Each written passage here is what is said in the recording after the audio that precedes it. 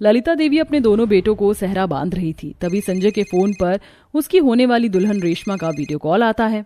Reshma video call कर रही है, उठाऊं कि नहीं? ओफ संजय बेटा, सीधा खड़ा रहे, मुझको ठीक से नजर तो उतारने दे। ओफ संजय बेटा, आज तो तुम मरा।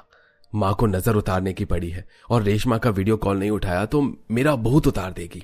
ललिता देवी आज अपने दोनों बेटों संजय और माधव की शादी करने जा रही थी, जिसमें बड़े बेटे माधव की अरेंज मैरिज थी जबकि छोटे बेटे की लव मैरिज रेशमा से होनी तय हुई थी। कुछ देर में धूमधाम से बारात लेकर ललिता देवी बैंक्वेट हॉल में पहुंच जाती है, जहां कोमल रेशमा दुल्हन के जोड़े में मंडप में बैठी थी। कोमल ने लंबा घूंघट डाला हुआ था जबकि मॉडर्न रेशमा ने बहुत ही ओवर शादी का मेकअप करवाया हुआ था। उसका चेहरा बहुत चमक रहा होता है। ओह माय गॉश, दूल्हे की ड्रेस में संजय कितना स्मार्ट लग रहा है, जस्ट लुकिंग लाइक वाओ। अभी ललिता देवी मंडप के दूर से घूरती हुई बोलती है, बोलो भला, शादी में इतना भारी भरकम मेकअप कौन करवाता है? ऐसा लग रहा है छोटी बहू ने दीवार का चूना ही पोत लिया हो। आजकल की लड़कियों को मेकअप करने के सिवा कुछ नजर ही नहीं आता है। असल में ललिता देवी पुराने विचार वाली थी और शुरू में इस लव मैरिज के खिलाफ थी, लेकिन फिर बेटी की खुशी को देखकर हाँ कर दिया। विधि विधान के साथ शादी हो जाती है और रेशमा कोमल देवरानी जेठानी बनकर ससुराल में कदम रखती हैं, जहाँ सगे संबंधी और नाते रिश्तेदार वाले सब कोई शादी में आए हुए थे। दोनों के सामने 2 कलश रखकर सास ने कहा, चलो अब तुम दोनों देवरानी जेठानी इस अक्षत कलश को दायां पैर लगाकर भीतर आ जाओ। ओके सासू माँ।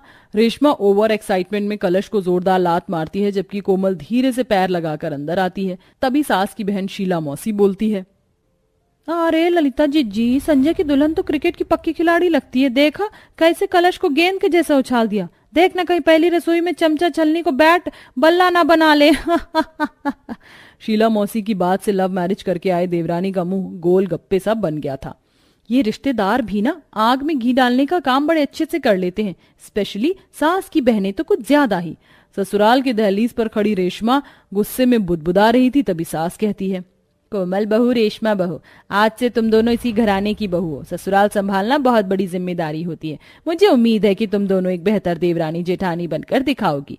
कल तुम दोनों की पहली रसोई की रस्म है, जिसके बाद ये अभी तय हो जाएगा कि इस घर की जिम्मेदारियां और ससुराल की चाबियां किसे मिलेंगी। तुम दोनों में से जो भी पहली रसोई के साथ मेरा दिल जीत लेगी, इस घर की चाबी और खानदानी हीरो का हार भी उसका होगा। हीरो वाले हार मिलने की बात सुनकर दोनों देवरानी जेठानी के कान खुल जाते हैं, लेकिन रेशमा अपनी जेठानी कोमल से कहीं ज्यादा चंट थी, इसलिए वह अंदर ही अंदर शैतानी खिचड़ी पकाने लगती है। कुछ भी हो जाए, चाबियों का गुच्छा और वो हीरो का हार तो मेरा ही होगा। माँ जी को मुझसे कितनी ज्यादा उम्मीद है। मैं इस घर की बड़ी बहू बनने के हर कर्तव्य और धर्म को पूरे दिल से निभाऊंगी। तभी ससुर जी बनवारी बोलते हैं, भाग्यवान, रात काफी ज्यादा हो चुकी है। सब शादी में बहुत ज्यादा थक चुके हैं। चलो अब सो जाते हैं। वैसे भी कल दोनों बहुओं की और भी रस्में होनी है। हाँ माधव के बापूजी, जाओ बहुओं तुम दोनों। देवरानी जेठानी फिलहाल आराम करो और कल टाइम से उठ जाना। जी माँ जी।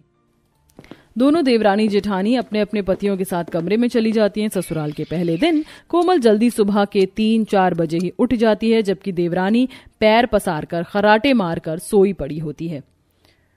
4 बजने वाले हैं, अभी से काम शुरू करूंगी तो जाकर 6-7 बजे तक पूरा होगा। कोमल जल्दी जल्दी झाड़ू लगाती है और फिर बर्तन मांजने लगती है। बर्तनों के खड़कने की आवाज से सास जाग जाती है। अरे बड़ी बहू, तू अकेले बर्तन क्यों मांज रही है? तेरी देवरानी कहाँ है? अगर सासू माँ को पता लग गया कि देवरानी अब तक सो रही है तो रेशमा को बात न सुननी पड़े। सासू माँ, देवरानी उठ गई है, वो कमरे में झाड़ू मार रही है। अच्छा चल ठीक है बहू, मैं टहल कर आती हूँ। इतना सारा काम काज जेठानी अकेले निपटाती है, तब जाकर आलसी देवरानी बार बार अलार्म बंद करने के बाद 7-8 बजे ही मुश्किल से जागती है। रेशमा जल्दी से उठ जाओ, आज तुम्हारी पहली रसोई है। अगर माँ ने तुम्हें इतनी देर तक सोते देख लिया ना तो रिमांड ले लेंगी। क्या है संजय, सोने दो ना। रेशमा उठो, माँ आएगी तो गजब हो जाएगा। क्यों, तुम्हारी माँ क्या मुझे तोप से उड़ा देंगी? तभी एकदम से उसे सास की बात याद आती है और वह जल्दी से उठकर नहा धोकर तैयार हो जाती है और शीशा देखते हुए लालच से कहती है, हाय मेरा हीरो का हार कब मिलेगा मुझे? कब मैं उसे अपने गले में पहनूंगी और कितनी सुंदर लगूंगी मैं जब चाबियों का गुच्छा मेरी कमर पर लटकेगा। इतने में सास देवरानी को पुकारती है, छोटी दुल्हन, ओ छोटी दुल्हन, कहाँ रह गई? जल्दी आओ, चूल्हा पूजना है। जी आई सासू माँ। चल रेशमा, ख्वाबों की दुनिया से बाहर निकल जा। रेशमा जल्दी से रसोई घर में पहुंच जाती है और मुस्कुराकर मक्खन लगाती हुई सास के पांव छूती है। जी प्रणाम माँ जी, बता दीजिए मुझको पहली रसोई में क्या क्या बनाना है। रेशमा बहू, तूने पूजा पाठ कर लिया, मंदिर में दिया जलाया था? हाय फंस गई, क्या बोलूं, सच बोलूंगी तो अच्छी बहू बनने का नंबर कट जाएगा, झूठ बोल देती हूँ। जी बिल्कुल सासू माँ, मैंने तो 5 बजे ही पूजा कर लिया था। ये सुनकर जेठानी कोमल मन में बोलती है, ये देवरानी तो बड़ी तेज फिल्म है, कैसे सफेद झूठ बोल रही है, पिछले 2 घंटे से तो चेहरा ही चमका रही थी। अच्छा चलो, अब तुम दोनों देवरानी जेठानी सबसे पहले कुछ मीठा बनाकर चूल्हा पूजन कर दो, फिर बाकी का खाना तैयार करना। जी मम्मी जी। देवरानी फुर्ती से गैस की तरफ बढ़ने लगती है, तभी सास ललिता टोकती है, अरे ओ रेशमा बहू, वहां गैस चूल्हे के पास क्यों जा रही है? खाना इस पर नहीं बनना है। यहाँ नहीं बनना है तो कहाँ बनना है सासू माँ? चलो दोनों मेरे साथ। सास दोनों देवरानी जेठानी को रसोई घर से बाहर आंगन में लेकर आती है, जहां 2 अलग अलग जगह मिट्टी के चूल्हे बने हुए थे और थोड़ी थोड़ी राशन की सामग्री रखी हुई थी। ये रहा चूल्हा, तुम दोनों देवरानी जेठानी को अपनी पहली रसोई का खाना यही बनाना है और इतने ही सामान में बनाना है। ये सुनकर लव मैरिज वाली देवरानी की तो जैसे शक्ल बन जाती है। दोनों अपनी अपनी पहली रसोई का खाना बनाना शुरू कर देती हैं, लेकिन काफी देर तक रेशमा चूल्हा भी नहीं जला पाती। उफ, क्या मुसीबत है, अगर मुझे पता होता कि मुझे ससुराल में मिट्टी के चूल्हे पर खाना बनाना पड़ेगा तो मैं लव मैरिज नहीं करती। पता नहीं सासू माँ का दिल जीतने के लिए कितने पापड़ बेलने पड़ेंगे। काफी जतन के बाद देवरानी का चूल्हा सुलग तो जाता है, तब तक जेठानी सब्जियां बनाकर तैयार कर लेती है। चलो अच्छा है, दम आलू गोभी और शाही पनीर दोनों सब्जी बनकर तैयार हो गई। अब मिठाई के लिए दूध चढ़ा देती हूँ, तब तक पूरियों का आटा मल लेती हूँ। एक तरफ जहाँ अरेंज मैरिज करके आई जेठानी फास्ट खाना बना रही होती है, तो लव मैरिज करके आई देवरानी का हाथ उतना नहीं चल रहा था।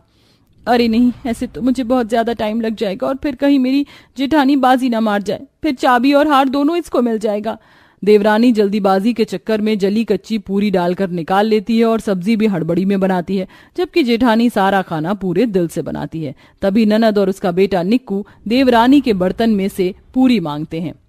छोटी मामी पूरी दीजिए ना, मुझको भूख लगी है। काफी चिढ़ वाले अंदाज में देवरानी एक पूरी बच्चे को देती है। ये लो, घर बसाने ही भिखारी पहले आ गए, ये बच्चा भी 1 नंबर का भुक्कड़ है। ये लो एक पूरी और, चलो जाओ।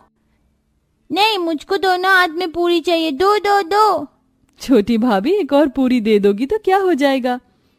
क्या हो जाएगा, पूरियां कम पड़ जाएंगी और क्या ननद जी।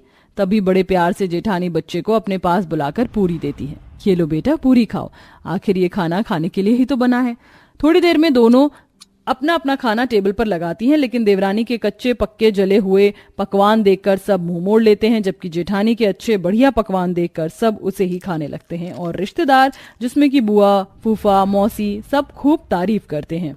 अरे वाह, बड़ी बहू ने तो क्या कमाल के पकवान बनाए हैं। पूरी एकदम नरम नरम और सब्जी तो एकदम बारात में बनने वाली सब्जी जैसी बनी है।